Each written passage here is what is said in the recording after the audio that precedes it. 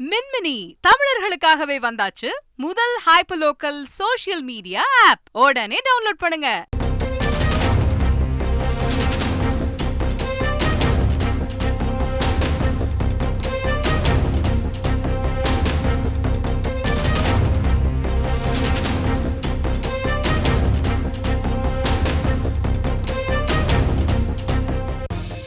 காங்கிரஸ் நாடாளுமன்ற உறுப்பினர் கார்த்தி சிதம்பரத்திற்கு சிவகங்கை மாவட்ட திமுகவினர் கடும் எதிர்ப்பு தெரிவித்திருக்கின்றனர்.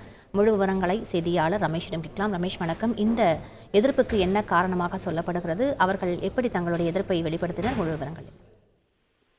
வணக்கம். அதாவது சிவகங்கை நாடாளுமன்ற தொகுதியை இந்த முறை திமுகவுக்கே ஒதுக்க வேண்டும். திமுக வேட்பாளரே வரக்கூடிய நாடாளுமன்ற தேர்தலில் சிவகங்கை தொகுதியில போட்டியிட வேண்டும் அப்படின்னு சிவகங்கை தொகுதி நிர்வாகிகள் திமுக தேர்தல் ஒருங்கிணைப்பு குழுவிடம் கோரிக்கையை வச்சிருக்கிறாங்க.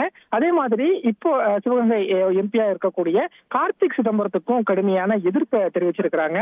குறிப்பா அவரை ஈஸியா அணுக முடியல அப்படின்னு சொல்லியிருக்கிறாங்க. எதற்காக இந்த கோரிக்கை அப்படின்னு பார்க்கும்போது தொகுதி வாரியாகவே திமுக நிர்வாகிகளோடு திமுக தேர்தல் ஒருங்கிணைப்பு குழு ஆலோசனை என்பதை நடத்தி வருகிறது. அந்த வகையில தான் இன்றைய தினம் அண்ணா அறிவாலயத்துல சிவகங்கை மற்றும் விருதுநகர் திமுக நிர்வாகிகளை உதயநிதி ஸ்டாலின், தங்கம் தென்னரசு, KN நேரு அடங்கிய தேர்தல் ஒருங்கிணைப்பு குழு ஆலோசித்து வருகிறது. இந்த ஆலோசனை கூட்டத்துல தான் சிவகங்கை நிர்வாகிகள் பெரும்பாலானோர் தொடர்ந்து காங்கிரஸ் கட்சிக்கு சிவகங்கை தொகுதியை ஒதுக்குறதுனால திமுகவுக்கு சிவகங்கை தொகுதியில அங்கீகாரம் அப்படிங்கிறது குறைஞ்சுக்கிட்டே வருது.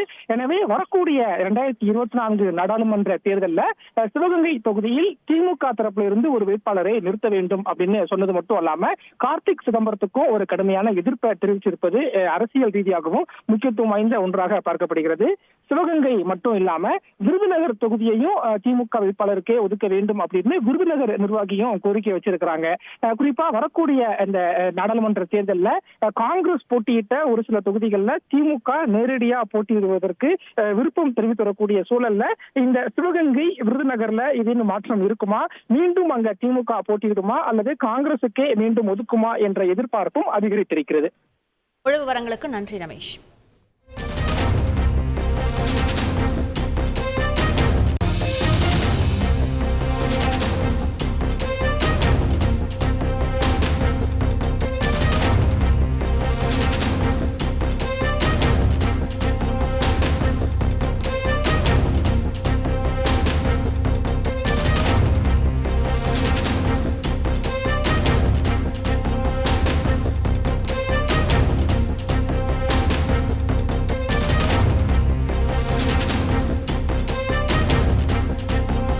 மின்மினி தமிழர்களுக்காகவே வந்தாச்சு முதல் ஹைப்பர்லோக்கல் சோஷியல் மீடியா ஆப். உடனே டவுன்லோட் பண்ணுங்க.